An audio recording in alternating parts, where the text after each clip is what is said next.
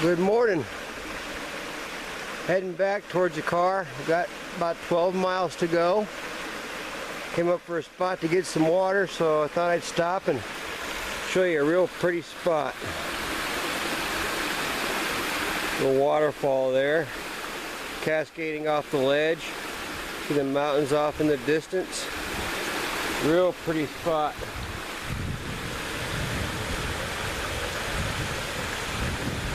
So I'm going to keep heading on back to the trail, and if I see anything good along the way, I'll grab it for you. Such a beautiful place. You go along these ridge lines, these awesome views, and you drop down to these deep canyons, lots of rocks and water. Really beautiful place.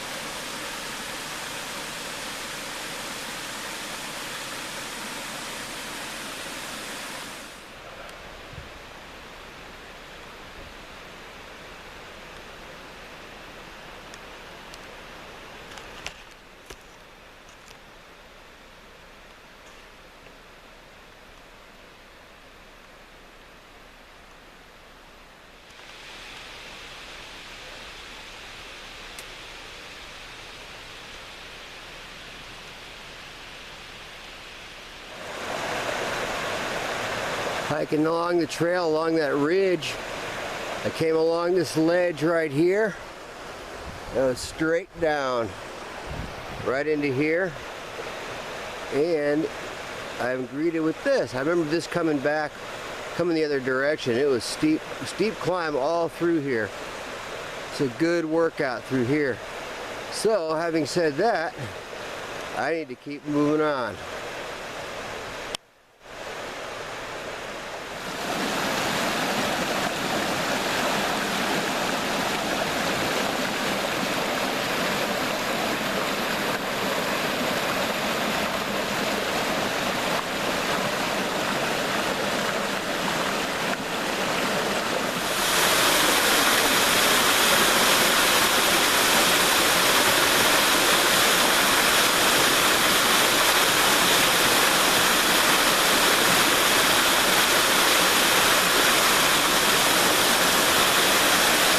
How's it going? Here is beautiful, and look at that. Beautiful place. I'm going to stop here and get something to eat, have some lunch, maybe some tuna or something, and enjoy this serenity.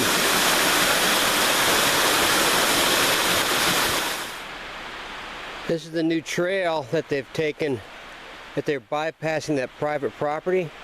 And I'll tell you what, they've been working on it for a year, they told me. But these guys are doing a magnificent job. I mean, look at these, where they place these rocks going down these steps. Pretty amazing the way they've done this trail. So I just want to give a shout out to those guys that made such an awesome trail and all the work they put into it. Good job.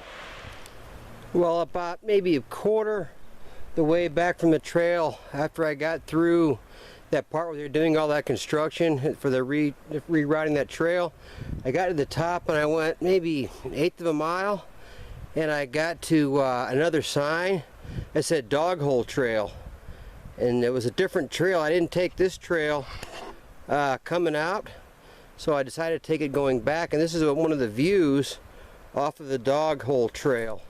It just goes along these rocks here through the woods right along the edge of this mountain, and it's pretty impressive height here, as you can see in the view, and really pretty, and the trail just goes right along the edge. Really cool spot. All right, just got down to the bottom of the dog trail, I think, and Dog Hole Trail, and I'm coming down to the bottom here, and I see a couple of signs that will tell us which way to go here. Looks like Grundy Forest to the right, 1.5 miles. So that's the way I'm going to head back to the car. There's a view of going up there. That's where I just got done hiking down. Nice downhill. I would say that coming from Foster's Falls back to Grundy is a much easier hike. Seems like it's more of a downhill slope coming all the way back than going the other way. So if you're going to do it one way, if you want to hike it one way, I would just probably start at Foster's Falls and come to Grundy. If you go round trip, obviously it doesn't really matter. But I did find it easier on the way back. And I probably wouldn't want to do this hike in a pair of Chacos or a pair of sandals because it's really rocky and steep. I think the straps on the Chacos would probably tear your feet. You know, it would probably irritate your feet in the long run. And I would suggest a good pair of hiking boots and definitely trekking poles because there's tons of rocks.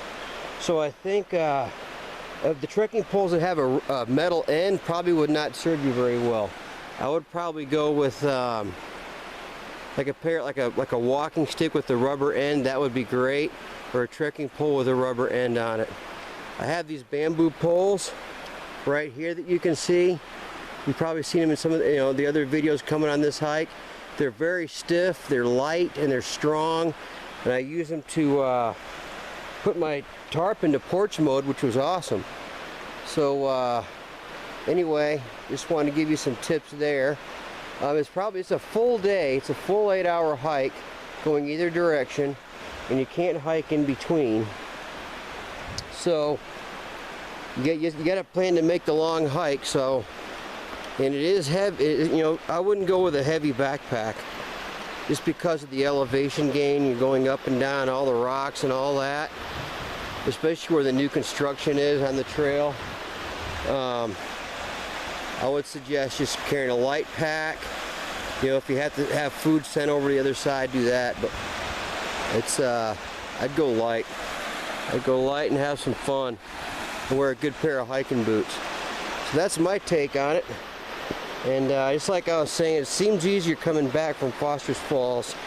So anyway, just wanted to share those thoughts with you, and hopefully I'll get some more good footage before I get back to the car. Look how pretty that is with all the moss and the rocks and the roots. Pretty cool. And there's a trail marker. I'll tell you one other thing too about this trail is it's very well marked. I mean, it'd be just about impossible to get lost. There's a trail marker about every 50 feet, and there's signs at every trail junction, and I don't think you'll ever have to worry about getting lost because it is very, very well marked. So, onwards I go.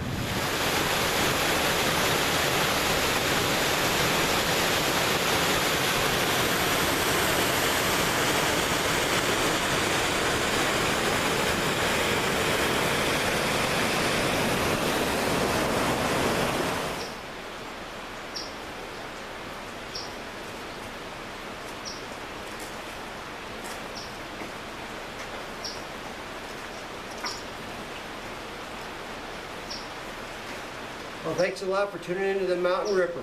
Happy trails.